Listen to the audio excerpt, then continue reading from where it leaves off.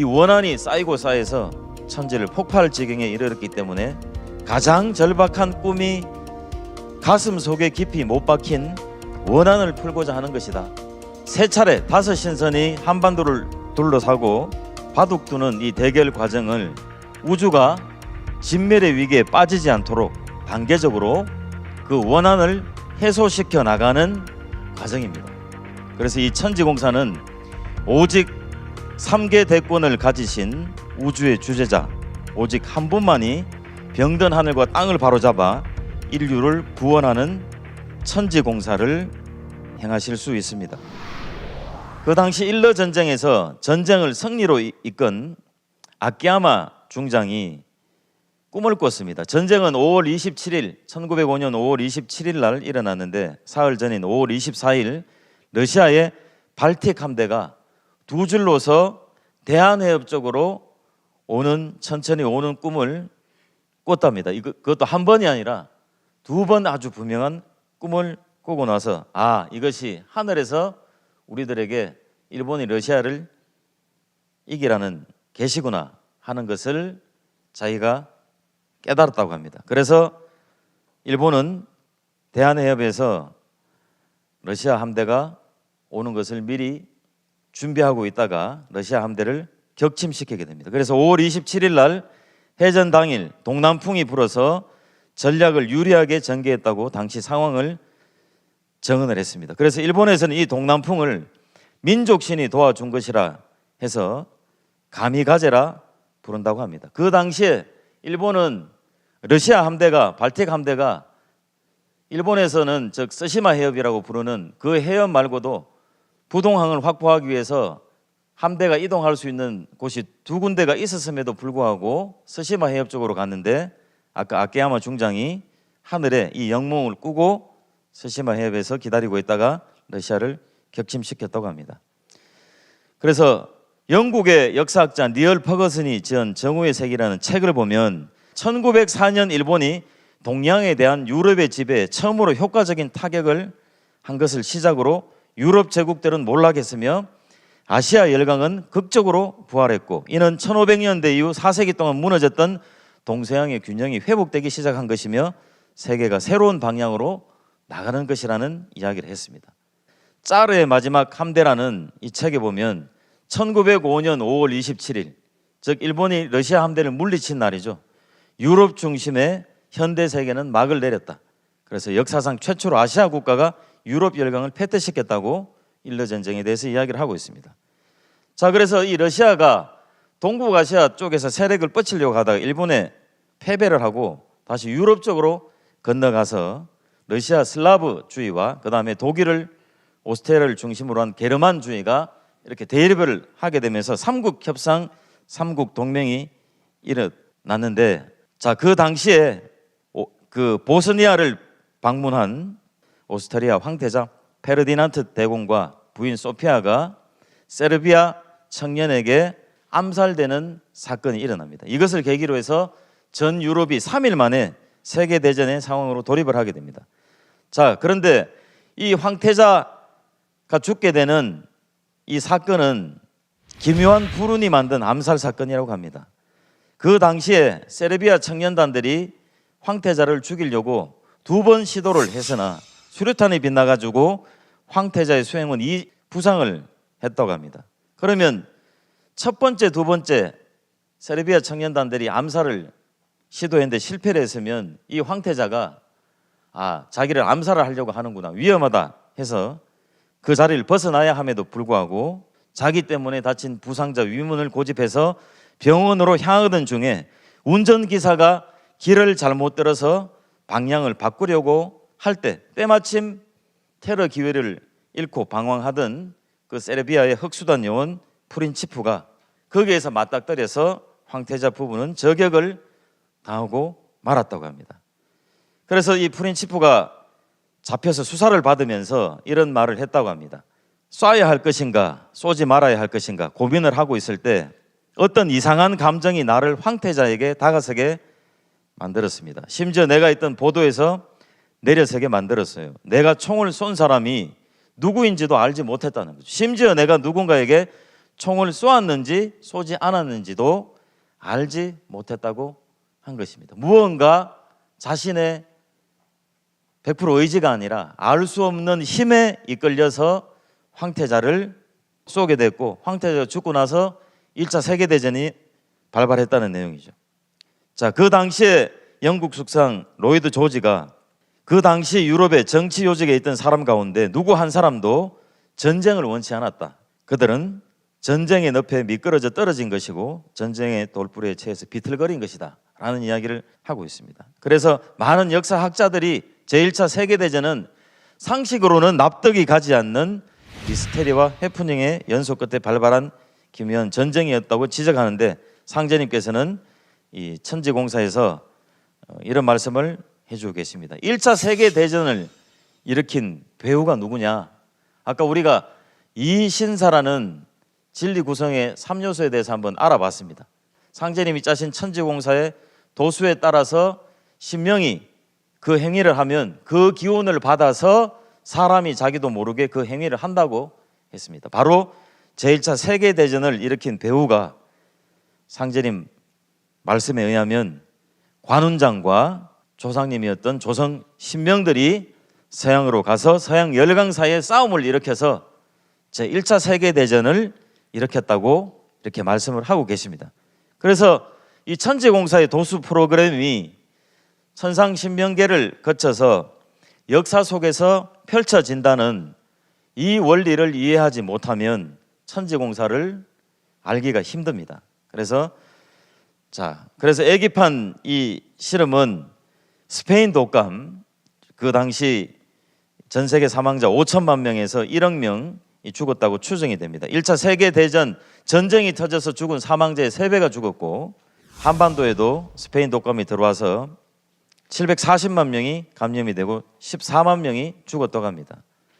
18개월 동안 맹위를 떨치다 잠적을 했는데 보통 독감이 심하게 오면 노약자와 어린이가 많이 희생이 되는데 이 스페인 독감은 유독 희생자의 70%가 전쟁터에 나가서 전쟁을 하는 군인들이 많이 죽었기 때문에 전쟁을 하고 싶어도 더 이상 전쟁이 지속되지 않아서 1차 세계대전이 종결이 됐다고 합니다. 이것은 5편 23장에 아까도 말씀드렸듯이 전쟁이 일어나지만 그 전쟁을 막고 끝막는 것은 병이다. 그래서 병난과 병난이 함께 오느니라 라고 상제님의 아주 중요한 천지공사의 도수입니다. 자, 총각판 실험은 이제 일본과 중국이 주역이 되고 독일은 일본을 훈수하고 소련이 중국을 훈수해서 1937년에 중일 전쟁이 일어나고 이것이 확대가 돼서 제2차 세계대전으로 확대가 됩니다. 자, 그래서 상제님 말씀에 장차 1차 전쟁이 2번 일어나리니 첫 번에는 천국이 패하고 말 것이요 두 번째는 일어나는 싸움이 10년을 가리니 그 끝에 일본은 패하여 쫓겨 들어간다는 말씀이 도전 5편 405장에 있습니다. 그래서 첫 번째 일어나는 1차 전쟁이 바로 1931년 일본이 만주를 중국 침략을 위한 병참 기지로 만들고 식민지화하기 위해서 벌인 침략 전쟁이 바로 만주 전쟁. 이 만주 전쟁이 첫 번째 1차 전쟁이고 두 번째 1차 전쟁이 바로 1937년에 일본이 벌인 즉 동남아시아 여러 나라 중일 전쟁을 일으켜서 중국 주요 도시를 점령하고 더 나아가서 동남아시아 여러 나라를 단기간에 식민지화해서 대동아 공영권을 만들었던 이 중일 전쟁입니다. 자, 일본의 동맹국이었던 독일이 1939년 독일 히틀러가 폴란드를 침공함으로써 유럽에서 이제 제2차 세계대전이 발발하고 일본이 1941년 진주만을 공습함으로써 미국이 드디어 이 제2차 세계대전으로 참전하면서 세계대전으로 확전이 되게 됩니다. 자, 상제님께서 내가 이제 일본을 도와 잠시 천하 통일의 기운과 1월 대명의 기운을 붙여주어 천하를 역사하게 하리라. 애기판에서도 그렇고 총각판에서도 그렇고 일본을 천재 큰 일꾼으로 내세워서 상제님께서 서양 세력을 완전히 물리치는 공사를 보십니다. 그래서 불과 3개월 만에 동남아시아 대부분을 점령하고 아시아에서 서양 세력을 물리치고 패권을 장악하게 됩니다. 그러나 일본은 우리가 다 알고 있듯이 도덕성이 부족하죠. 그래서 그러나 그들에게 한 가지 못 줄 것이 있으니 곧 어질인자다. 만일 어질인자까지 붙여주면 천하는 다 저희들의 소유가 되지 않겠느냐. 그래서 1924년 일본의 관동 대지진이 일어났을 때 우리 조상님들을 한국인들을 많이 이렇게 죽였고 또 중일 전쟁 중에 1937년에서 1938년 남경 즉 난징을 점령해서 일본군이 중국인을 대량 학살했는데 기록에는 13만 명 그러나 기록에 없는 것까지 추정을 하면 30만 명 이상을 죽였을 것으로 추정합니다. 그리고 살아있는 사람을 마루타 생체 실험하는 이런 내용들을 봤을 때 상제님 말씀처럼 일본은 도덕성이 없다는 겁니다. 그래서 포츠담선은 미국, 영국, 중국, 소련 그 수뇌부들이 모여가지고 한국을 독립시킬 것을 약속하고 일본에는 무조건 항복을 하라고 선언했던 내용입니다. 그런데 일본이 이것을 거절하게 되고 그래서 미국이 8월 6일에 히로시마 원폭을 투하하고 8월 9일에 2차로 나가사키 원폭을 투하함으로써 일본이 8월 15일에 항복을 수락하고 드디어 한반도는 독립 해방을 맞게 되지만 그러나 그 당시에 우리의 자주적인 힘이 부족했기 때문에 미국과 소련에 의해서 신탁 통치 이야기가 나오면서 한반도가 이제 분단이 되게 됩니다. 자, 상제님께서 일본을 심판하시는 공사를 보셨습니다. 서양 사람에게서 재주를 배워 다시 그들에게 대항하는 것은 배은망덕이라는 거죠. 자기에게 도움을 준 서양의 서성국 미국의 그 은혜를 저버리는 것이기 때문에 도덕률에 어긋나는 것이기 때문에 일본 사람이 미국과 싸우는 것은 배사율, 스승을 배신하는 것이기 때문에 장광 80리가 불바다가 되어 참혹히 망하리라. 이게 바로 이제 원자폭탄 투하 공사입니다. 자, 그 밑에 조선은 원래 일본을 지도하던 선생국이었나니 배은망덕은 신도에서 허락하지 않으므로 영원히 조선을 식민지배하지는 못한다는 천지공사 말씀입니다. 그래서 8월 6일 히로시마, 8월 9일 나가사키 원래 8월 9일 2차에는 고쿠라에 투하하려 했었으나 그때 안개가 너무 끼어 있어서 나가사키로 변경을 했습니다. 이것은 신도의 개입이죠. 왜 그런가 하면 아까 상제님 말씀처럼 장광 80리가 불바다가 되어 참혹히 망하리라. 이 천지공사의 도수가 역사 속에 실현이 되어야 되기 때문에 히로시마는 광도, 나가사키는 장기입니다. 그래서 이 두 도시의 앞자를 따면 장광 80리가 되죠. 그런데 8월 6일 그 히로시마의 원폭 투하를 할 때 그 목표물이 상생교였는데 상생은 이 후천 가을의 질서죠. 그래서 이 상생교 밑에 지금 우리 태전천이라는 내가 흐르고 있었답니다. 그래서 태전천 위에 상생교라는 다리가 있었고 그 목표물이 이거였다고 합니다. 그래서 비록 원폭을 투하하면서 끔찍하게 일본이 배사유를 받아서 패망을 했지만 이런 끔찍한 전쟁의 과정이 결국에는 상극의 운수를 넘어서서 상극의 운수를 극복해서 후천 가을 상생의 울루로 가기 위한 과정이다 하는 것을 우리는 알 수가 있습니다. 그리고 상제님께서 일본의 패망과 우리 대한민국 조선이 해방하는 공사를 보셨는데 5편 407장 7월 7석 사모야라는 말씀을 하셨습니다. 그래서 1945년 음력 7월 7일은 양력 8월 14일이었다고 합니다. 그래서 8월 14일에 일본이 무조건 항복하겠다라고 결정을 하고 수락을 하고 사모야, 3은 석삼자, 5는 다섯오자죠. 그래서 3과 5를 더하면 8월이 되고 3과 5를 곱하면 15일이 돼서 양력 8월 15일에 일왕이 드디어 항복 조서를 발표하게 됩니다. 그래서 7월 7석 사모야라는 상제님의 천지공사에 따라서 우리가 1945년 양력 8월 15일 해방을 맞이하게 됩니다. 그리고 천하의 모든 약소 민족도 조선과 같이 제 나라의 일은 제가 주장하게 되리라 하는 공사에 따라서 아시아 아프리카에 제국주의에 점령당했던 아시아 아프리카의 수많은 약소국들이 순차적으로 독립을 하게 됩니다. 자, 그 당시에 좀 특이한 내용은 1945년 8월 6일 히로시마에 원폭을 투하를 할 때 상생교를 목표 지점으로 삼았는데 미군들이 오전 8시 15분에 폭발하도록 시간을 맞춰놨다는 겁니다. 일본이 아까 포츠담 선언에서 무조건 항복을 하라고 강대국들이 이야기를 했지만 수용을 하지 않았다가 8월 6일 히로시마에서 원자폭탄이 터짐에 따라서 뭡니까?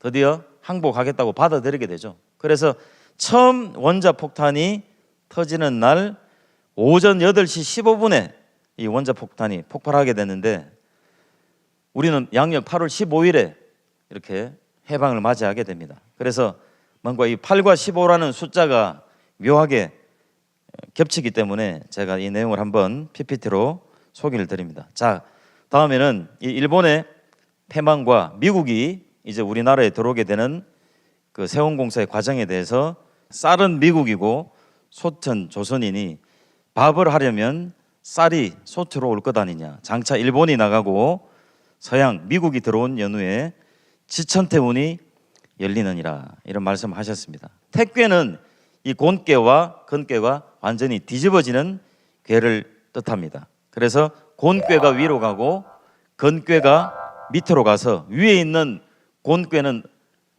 음의 기운이니까 밑으로 내려오고 밑에 있는 곤괴는 양의 기운이니까 위로 올라가서 음양 기운이 서로 만나서 합득하고 조화하는 괴입니다. 그래서 이것을 평화의 괴다. 그래서 지천태운이 열린다고 하는 것은 이 후천 가을 세상의 운이 열린다는 그런 말씀입니다.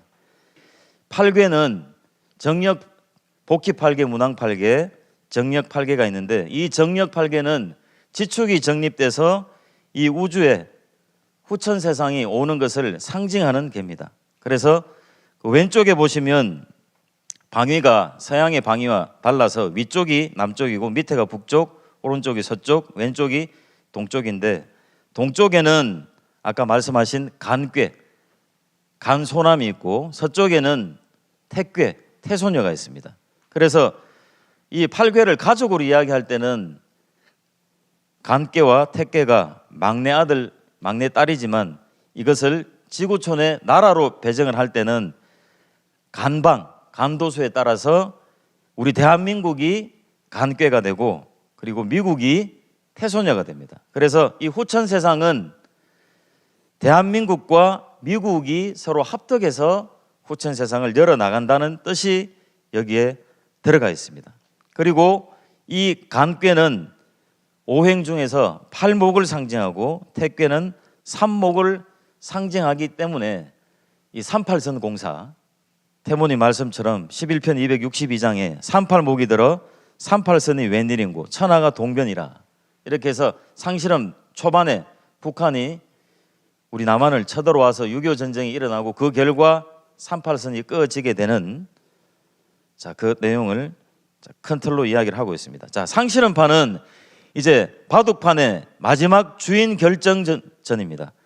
1950년 한국 전쟁으로 시작되어 휴전 후에 소련의 해체로 냉전이 끝난 지금도 그 구도가 계속되고 있고 상실험은 더 이상이 없는 궁극의 실험이고 선천상극의 모든 문제를 총체적으로 끝막는 가장 강력한 최후의 대결입니다. 이 상실험은 바로 개벽 실제 상황으로 직결되는 내용입니다. 자, 한반도 분단에 개입한 미국과 소련 해서 이제 1945년 일어났던 얄타 회담을 통해서 그 당시에 강대국 수뇌부들이 모여서 이제 조선을 독립시키면서도 아직까지 자치할 수 있는 능력이 없기 때문에 북쪽은 소련이 들어오고 남쪽은 미국이 들어가서 신탁 통치를 하자. 자, 이런 내용을 이야기를 하고 있습니다. 그래서 1945년 12월 모스크바에 삼국 외상회의가 진행이 됐습니다. 그래서 이 미국과 영국, 소련 외무장관들이 모여가지고 한반도 5년 신탁 통치 그리고 조선 임시민주주의 정부 수립에 대한 협의를 하자라고 결정하는 내용이 있고, 그래서 한반도가 이제 분단되는 형국으로 들어가면서 이승만 대통령이 1946년 6월 3일 독립운동의 최대 이 독립자금을 지원했던 보천교 본부가 있던 정읍에 와서, 즉 독립운동을 할 때 정읍 보천교로부터 많은 독립자금에 지원받았기 때문에 김구 선생도 정읍에 많은 빚을 졌다 이런 말씀을 하시고, 이승만 대통령도 남한의 단독정부 수립을 정읍에 와서 말씀을 하십니다. 자, 그래서 이제 6.25 한국전쟁이 터지고 5편 405장 두 번째 일어나는 일청전쟁이 10년을 가는데 그 끝에 일본은 패하여 쫓겨 들어가고 호병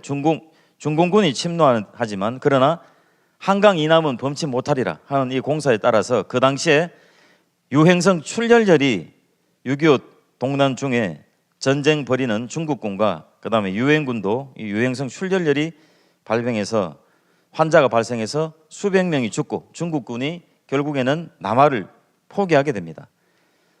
자, 그래서 이제 상제님께서 이 38선이 휴전선으로 변하는 공사를 보시는데, 자, 원래는 6.25 전쟁 휴전 시 남북 점령 지역을 기준으로 끈 군사 분계선 38선, 그 직선의 38선이 지금의 태극 모양의 이 휴전선이 되어서 남북 분단이 이렇게 됩니다. 그래서 아까 니얼 퍼거슨, 정오의 세계를 썼던 니얼 퍼거슨이 1차 세계대전은 1914년이 아닌 그보다 10년 앞선 1904년 러일 전쟁에서 시작됐고, 이 세계전쟁이 끝난 시기도 1945년이 아니라 8년 뒤인 1953년 한국전쟁 휴전협정이 체결된 해로 본다라는 이야기를 했습니다. 그래서 20세기 세계전쟁은 러일 전쟁으로 시작해서 한국전쟁으로 끝났다. 러일 전쟁이 한반도 지배권을 두고 촉발된 전쟁이니 인류 역사상 가장 참혹했던 20세기 두 차례의 세계전쟁은 한반도에서 시작되고 한반도에서 끝난 셈이 된다라는 말을 합니다. 결국 아까 우리가 한반도를 중심으로, 한반도가 바둑판이면서 씨름판이고 한반도를 중심으로 해서 4대 강국이 바둑판을 두는 그 도수가 전쟁으로 터져 나와서 20세기 역사가 흘러왔다는 것을 이 니얼 퍼거슨이 증명을 하고 있습니다.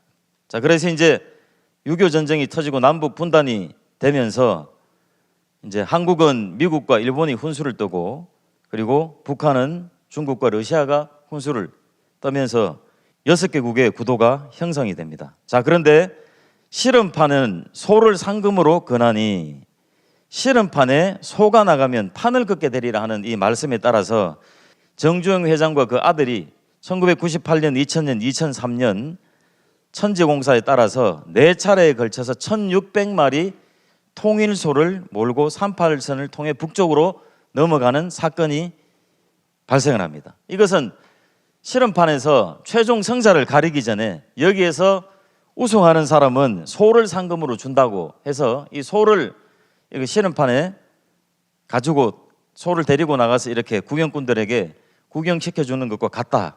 그래서 1953년 7월 휴전 후에 계속 휴전 상태가 진행이 되다가 이제는 씨름판에 소가 나가는 사건을 계기로 해서 삿발을 다시 움켜잡고 마지막 한판 승부를 내기 위해서 이전 휴전 상황에서 전 세계가 전쟁 상태로, 전시 상태로 돌입한다는 비상경계령을 이야기하는 겁니다. 2001년 9월 11일 미국의 쌍둥이 빌딩이 폭파되면서 미국의 부시 대통령이 북한과 이라크를 악의 축으로 지목을 하고, 2003년에 미국 이라크 전쟁이 일어나고 2005년에 북한이 핵보유 선언을 하고, 특히 2016년 1월 6일에는 북한에서 드디어 수소폭탄 실험을 성공했다고 이렇게 발표를 함으로써 한반도에 전운이 감돌게 됩니다. 그런데 이 핵무기가 종국적으로는 폭파가 돼버리면 인류의 역사가 이어지지 않기 때문에 이 핵무기를 막기 위한 공사가 바로 화둔공사입니다. 화둔공사는 불화자에 숨길 둔자죠. 북한 핵무기 비핵화 공사입니다. 6자 회담이 열리기 전에 2003년 북한이 핵 확산 금지 조약을 탈퇴를 했기 때문에 이 북한 핵무기 문제를 그대로 둬서는 안 된다라고 해서 상제님의 화둔공사에 따라 북한의 핵무기 개발을 막기 위해 2003년 8월 27일에 미국, 일본, 중국, 러시아 4대 강국과 바둑판의 주인인 남한과 북한이 참석해서 북한의 이 비핵화 문제를 해결하기 위해서 6자 회담이 처음 실현이 됐습니다. 그래서 이 6자 회담으로 100여 년 전에 상제님께서 처결하신 화둔도수가 마침내 인간 역사 속에 실현되고 있으며 한반도의 비핵화는 후천 상생의 시대를 열기 위한 세계 평화의 관문입니다. 자, 그러면 이 삼변 상실험에 오선 위기가 어떻게 매듭이 지어지는가? 세계 전쟁이 붙는다고 하십니다. 때가 되면 세계 전쟁이 붙으리라. 난의 시작은 38선에 있으나 큰 전쟁은 중국에서 일어나리니 중국은 세계 오고 가는 발길에 채여 녹으리라. 그리고 5편 415장에 아무리 세상이 꽉 찼다 하더라도 북쪽에서 결국에는 넘어와서 다시 전쟁이 일어난다고 말씀하십니다. 자, 그래서 이제 가을 개벽에 실제 상황이 상실험, 3년 병겁, 지축 정립으로 일어나는데 개벽 실제 상황이 일어나기 전에 시두가 대발한다고 상제님께서 말씀을 하셨고 이 시두가 대발되는 때는 1977년 아프리카 소말리아에서 시두 환자가 마지막으로 나왔다고 합니다. 그래서 1980년 세계보건기구에서 천연두 소멸을 선언하고 93년 우리나라에서 제일종 전염병에서 삭제를 했지만 그 이후에 미국에서 원숭이 천연두 이런 병들이 나오면서 2002년 다시 법정 전염병으로 재지정을 했습니다. 자, 북한은 핵무기뿐만 아니라 생화학 무기도 많이 보유를 하고 있습니다. 천연두, 콜레라, 탄저균, 패스트 이런 내용들을 보유하고 있는데 북한이 핵무기를 쓰면 현실적으로 북한도 공멸하기 때문에 핵무기보다는 생화학 무기를 쓸 가능성이 많다고 미국의 전문가들이 이야기를 하고 있습니다. 그래서 얼마 전에 우리나라에 귀순한 북한군의 혈액에서 천연두 예방접종을 맞았음을 보여주는 항체가 발견됐는데 이것은 결국 북한이 향후에 천연두균을 군사상의 목적으로 쓰겠다는 그 계획이 있다는 것을 말해주는 확실한 증거죠. 예, 그래서 최영희 민주당 의원이 지금 국내에서 그나마 한 75만 개 정도 천연두 백신을 보유하고 있는데 국내 보유 천연두 백신이 모두 부적합하다 이런 판정을 들었다고 합니다. 그래서 사실 지금 이 시두가 대발되면 거기에 대한 그 시두를 극복할 수 있는 방법이 없습니다. 현대의학적으로. 그래서 세모님께서 앞으로 세상이 병난으로 한번 뒤집어지느니라. 병겁이 돌기 전에 단독과 시두가 먼저 들어오느니라. 시두의 때를 당하면 태을주를 읽어야 살 수 있느니라. 예. 두 번째 말씀은 태을주를 읽는 것은 천지 어머니 젖을 빠는 것과 같아서 태을주를 읽지 않으면 그 누구도 개벽기에 살아남지 못하느니라. 내가 이 세상 모든 약 기운을 태을주에 붙여 놓았느니라. 약은 곧 태을주니라. 예. 그래서 이 태을주 수행에 대해서도 관심을 가지고 생활 속에서 태을주 수행을 반드시 많이 하시길 바랍니다. 자, 장차 병난과 병난이 동시에 터지느니라. 전쟁이 일어나면서 바로 병이 온다. 전쟁은 병이라야 막아낸다. 아까 상제님께서 북쪽에서 넘어오는데 아동방 3일 전쟁은 있어도 동적강은 넘지 못하리라. 국립현충원이 있는 동작구에서 한강을 동적강이라고 하는데 강북 지역은 그야말로 초토화가 된다는 말씀이죠.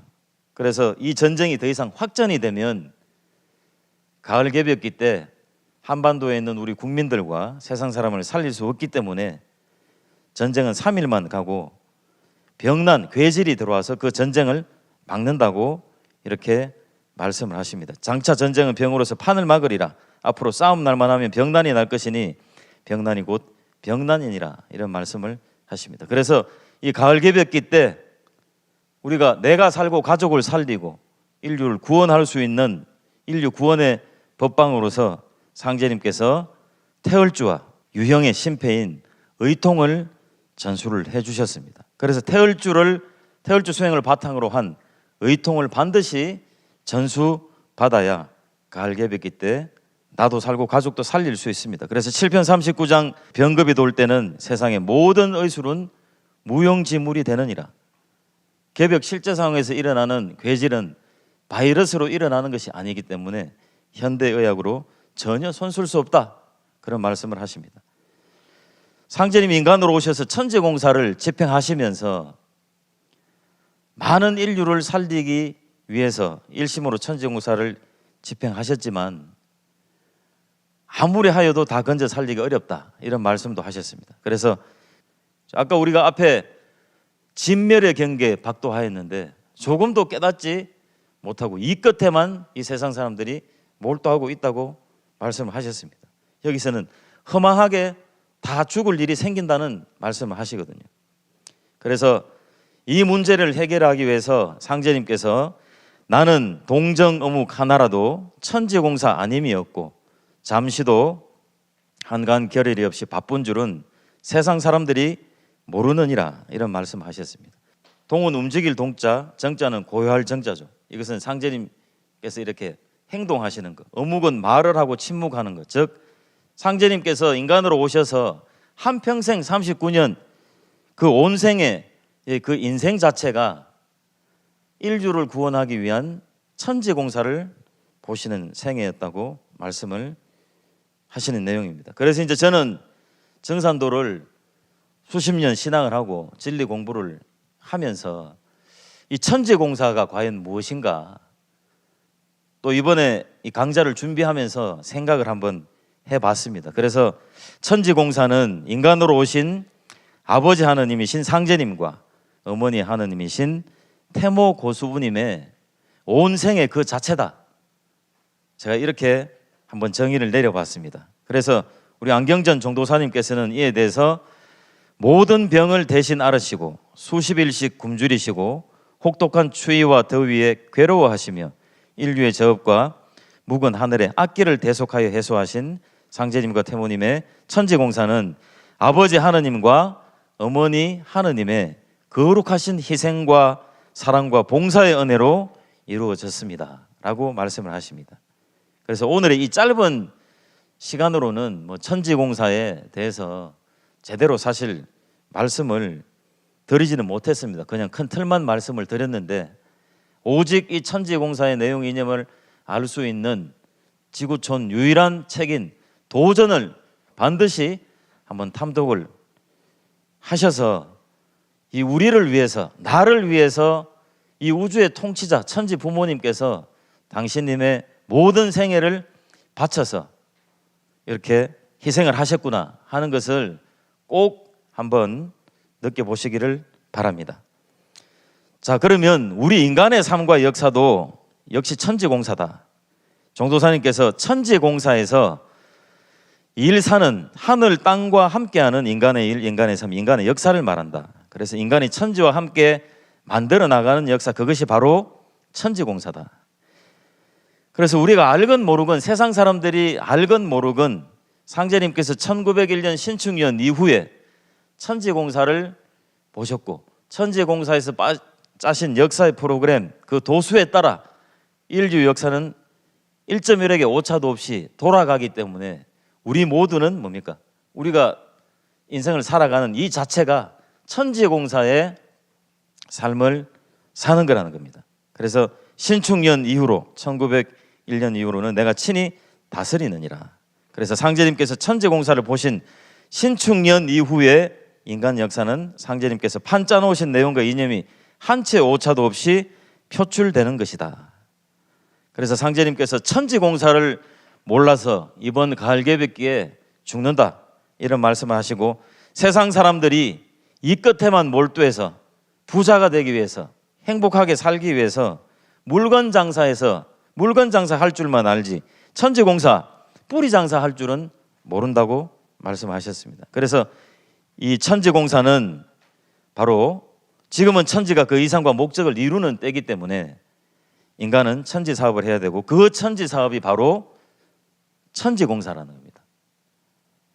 그래서 상제님께서는 천지공사를 뿌리 장사를 하시면서 세상에 모든 비즈니스 중에서 천지사업 뿌리장사, 즉 천지공사가 가장 보람되고 이 시대에 크게 성공할 수 있는 장사라고 하셨습니다. 그것을 태상종도사님께서는 우리 일은 하늘 땅 생긴 이후로 가장 비전 많은 일이다 라고 말씀을 해주셨습니다. 우리 일은 하늘 땅 생긴 이후로 가장 비전 많은 일이다. 자, 이제 마지막 성구입니다. 같이 오늘 마무리를 짓는 말씀인데 한번 읽어보겠습니다. 이때는 천지 성공 시대라. 서신이 명을 맡아 만유를 지배하여 묻 이치를 모아 크게 이루나니 이른바 개벽이라. 만물이 가을바람에 혹 말라서 떨어지기도 하고 혹 성숙하기도 함과 같이 참된 자는 큰 열매를 맺어 그 수가 길이 창성할 것이요 거짓된 자는 말라 떨어져 길이 멸망할지라. 그러므로 혹 신위를 떨쳐 불의를 숙청하고 혹 인애를 베풀어 의로운 사람을 돕나니 삶을 구하는 자와 복을 구하는 자는 크게 힘쓸지어다. 여기서 서신은 선은 우주변화원리 오행에서 목화토금수 중에 금을 뜻하고 금은 시간으로선 가을을 뜻하기 때문에 이 우주의 가을 세상을 열어주시기 위해 인간으로 오신 정산상제님을 서신이라고 합니다. 그래서 자연의 가을이 되면 낙엽이 지면서 열매를 맺듯이 이 우주 1년 12만 9,600년을 통해서 인간 농사를 지으시는 상제님께서 이제 인간으로 오셔서 참된 자는 큰 열매를 맺도록 해서 9,500만 년 자손을 전할 수 있도록 하시고 거짓된 자는 낙엽처럼 말라 떨어져 길이 멸망하게 된다고 말씀을 하셨습니다. 그래서 삶을 구하는 자와 복을 구하는 자 모든 사람이 행복하기를 바랍니다. 행복하게 잘 살기를 바라거든요. 그런데 지금은 가을 개벽기이기 때문에 인간으로 오신 정산상제님의 진리를 제대로 알고 상제님 태모님께서 인류를 구원하시기 위해서 당신님들의 모든 인생을 내어서 집행하신 천지공사의 내용 이념을 제대로 알 때 큰 열매를 맺어서 천지에서 가장 큰 성공을 한다고 말씀을 해주셨습니다. 그래서 안경전 종도사님께서는 천지 성공에 대해서 이렇게 말씀을 해주셨습니다. 이 세상에 모든 성공을 뛰어넘는 궁극의 성공이고 모든 인간이 그토록 소망하는 결코 무너지지 않는 성공이고 조상과 자손이 함께 구원받아 우주 가을철에 새로 열리는 후천 세상으로 들어가는 것이 바로 천지 성공이다. 그래서 우리 인간의 삶이 천지 공사이기 때문에 천지 공사의 삶이기 때문에 천지 공사의 내용 이념을 제대로 알고 실천을 할 때 천지 성공을 할 수가 있습니다. 그러기 위해서는 오늘 이 귀중한 시간을 내셔서 천지 성공을 하기 위해서는 첫 번째 우리 도전을 탐독하자는 말씀을 드리고 싶습니다. 그래서 이 시대를 사는 사람들이 성공할 수 있는 모든 진리의 비결이 도전 속에 들어 있습니다. 그리고 참 하느님의 대도 진리를 담은 도전은 우주 진리의 총 결론이고 후천 가을 세상 전 인류의 교과서라고 안경전 종도사님께서 말씀을 해주셨고 안운산 태상 종도사님께서는 9년 천지공사의 총 결론이 의통이고 의통의 고갱이가 바로 태을주인데 이번에는 태을주를 잘 읽는 사람은 살고 태울줄을 못 만나는 사람은 넘어가는 것밖에 없다. 우리가 가족은 살려야 되지 않느냐. 그래서 가족들에게 상제님 진리를 전하고 태울줄을 전해서 자기 가족만큼은 최소한 함께 태울줄을 읽는 태울줄 가족을 만들자고 이렇게 말씀을 하셨습니다. 이제 오늘 이제 천지공사 강좌를 마무리 지으면서 인간의 삶은 천지 부모의 그 절대 환경 속에서 절대적인 영향을 받고 살아가는 이 천지공사의 삶을 살고 있습니다. 그래서 상제님께서 태모님께서 인류 구원을 위해서 바로 우리들을 위해서 나를 위해서 이렇게 보신 한 생을 다 바치신 이 천지공사의 진리 정산도 진리에 관심을 가지시고 또 가까운 지역 도장에 방문하셔서 상제님 진리를 제대로 공부하셔서 천지 성공하시는 분들이 되시기를 바라겠습니다. 이상 마치겠습니다. 감사합니다.